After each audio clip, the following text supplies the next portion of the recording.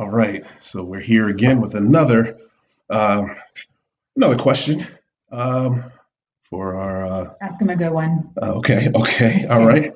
Let's see. We were looking over some questions that kind of been talked about with other folks.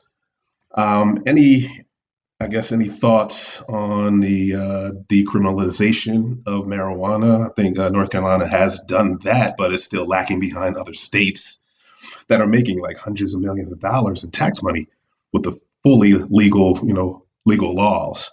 Do you foresee North Carolina adapting something like that, or kind of using that to, increase some tax money and get money flowing into the state? Well, I'll say this.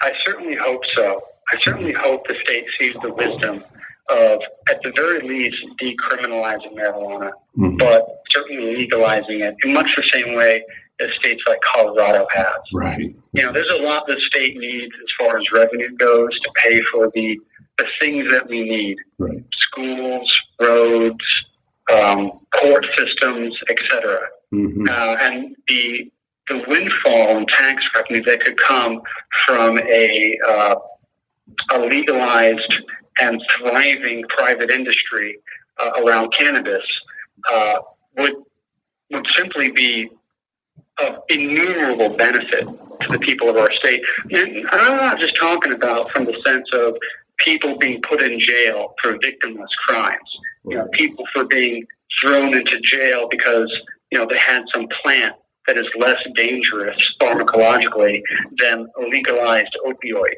Right? I'm talking about the entire industries around growing a cash crop. Hemp, as an example, is a non-psychoactive version of marijuana, and it can be used to produce textiles, petrochemicals, all kinds of things. And in your area, there used to be a big cash crop hub, and our farmers are in desperate need of something. Yes. Something else. And when our farmers are doing better, our rural communities are doing better, and when there's more people with more wealth, people have the opportunities to buy and sell the products they need, to get the services that they need, to not have to always worry about paycheck to paycheck of whether they can pay the rent or pay the bills or provide their children with a future. And something like that is a really easy step. We've seen an example of that in other states. And, when Colorado legalized, the world didn't end. In fact, the state had to figure out how to deal with this unbelievable influx of income, of tax revenue. I mean, as a politician, as a government official, that's a really nice problem to have. Yeah. Exactly. That's exactly right. Yeah. No, that makes total sense. I agree. I have to agree with you wholeheartedly on that one. I grew up with multiple friends whose parents were tobacco farmers in Rockingham County. And I remember summers actually going out with their parents in the fields and helping them pick the tobacco. And these same families now, they are no longer farmers. And this is 20 years, 25 years later, they're in completely different industries now because it literally dried up. RJR is not what it used to be here. And it's just, it's a lot it's less. Unfortunate. Yeah, we're not industrialized like we used to be. There's no factories anymore. There's no textile mills and plants like it used to be. And that changed the dynamic of the communities, especially in the rural areas. So it's definitely something to look at, something to consider. And I just don't know why it has that stigma around it when it's something that actually just grows out the ground. So there's so many different things that can be done. And I'm glad you mentioned hemp. Yeah, it's just a lot can be done with that plant that can just bring back jobs. It's and a thriving economy is something that results from that. So I appreciate the thought on that as well. You're welcome. I mean, something to think about is that a thriving economy has a really interesting way of making the lives of people better. Right, exactly. So, moving along with that kind of thought process in mind of trying to, make the communities better and keep people I guess, engage in what's going on. What do you feel is the best way for just a common citizen in a community to get their voice heard on a specific concern that's close to them? How does someone just start reaching out to elected officials, and how's that process kind of work for you? So at the local level, so I'll give you an example. If I want to see a change at the local level in my hometown, Charlotte, right? Mm-hmm.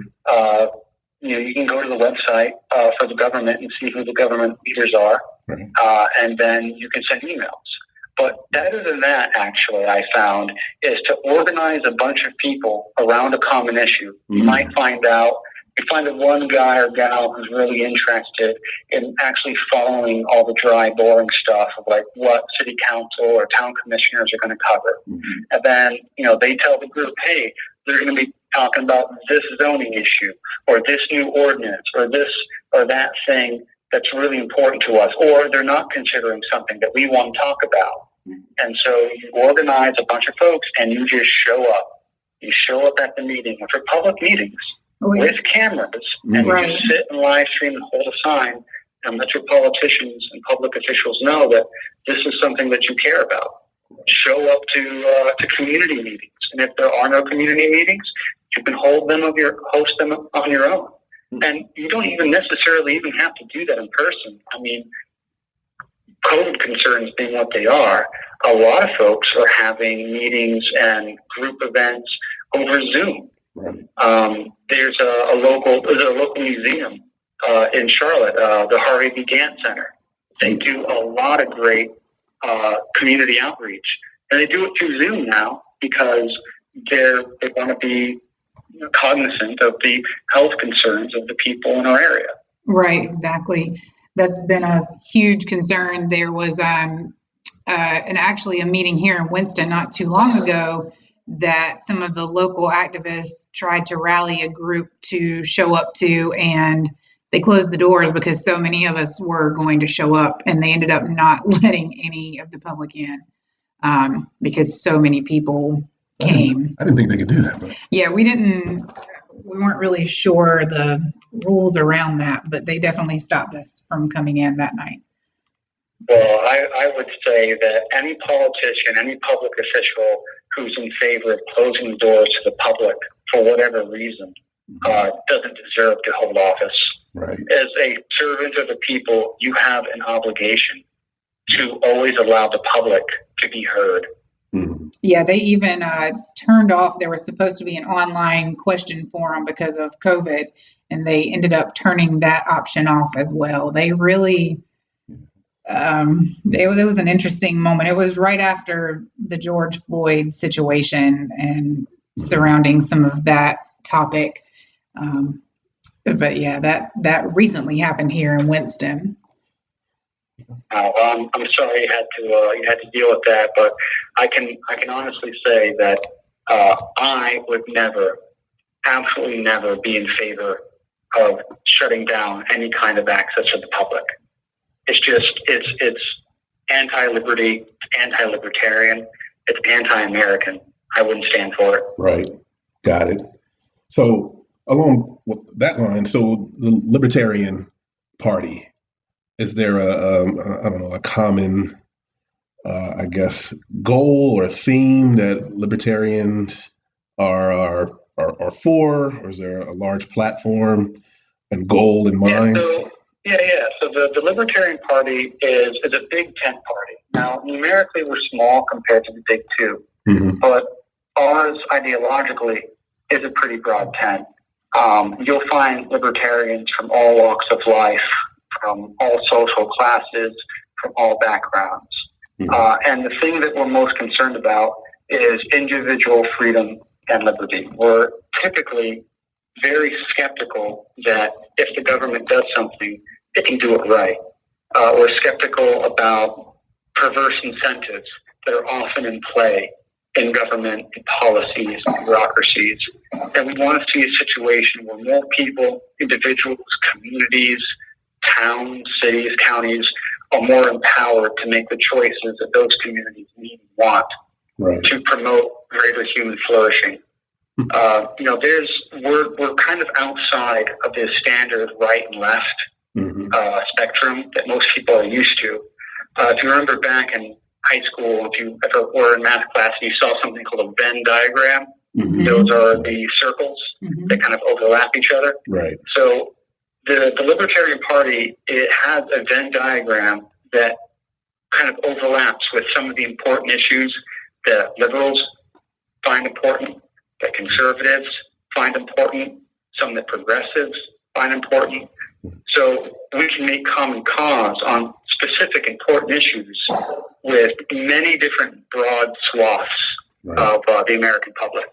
And if your viewers are interested, or your listeners want to know more about the actual platform of the Libertarian Party, you can go to the National Party at LP.org. You can also go to the Libertarian Party of North Carolina. That's, just type into Google Libertarian Party of North Carolina. You'll see the website.